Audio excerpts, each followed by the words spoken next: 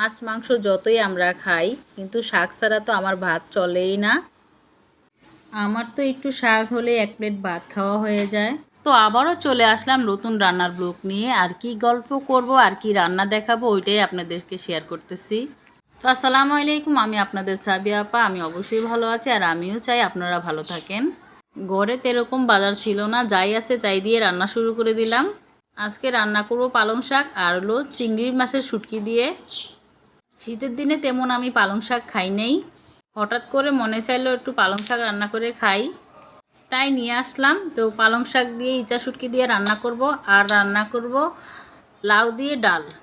আগে দেশে থাকতে আমার নানু কত পদের শাক একসাথে করে রান্না করতো, কি মজা লাগতো। ছোট ছোট পালং শাক নিয়ে আসতো আর লাল শাক মানে করে নোনা শাক, বোতা শাক, একসাথে সব ধরনের শাক দিয়ে আর দিয়ে দিত মূলা শাক। কি মজা লাগতো, ভাতও খেতে পারতাম। শুধুমাত্র এই যে শাক ভাজি দিয়েই ভাত খেতে পারতাম। আর এখন যদি হাজারো পদের রান্না করি কিন্তু খেতে মজা লাগে না।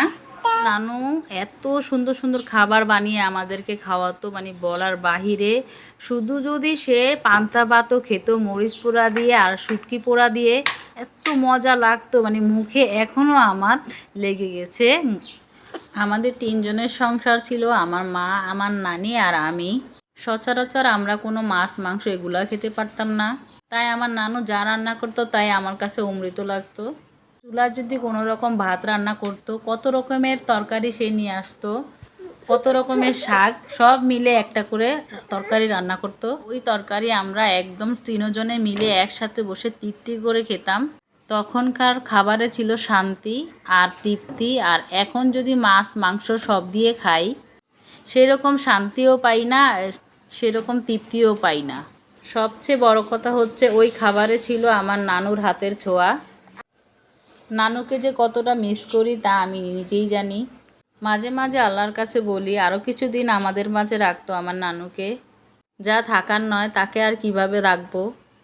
এদিক দিয়ে গল্প করতে করতে আমার রান্না প্রায় হয়ে গেছে, এখন আমি পানি দিয়ে দিব। আর আমি এমনই মানুষ, কথা বললে তো কথা শেষই হয় না। এই যে আমার ডাল হয়ে গেল, এখন আমি বাগার দিয়ে দিচ্ছি। এই যে দেখেন তরকারির কালারটা কত সুন্দর।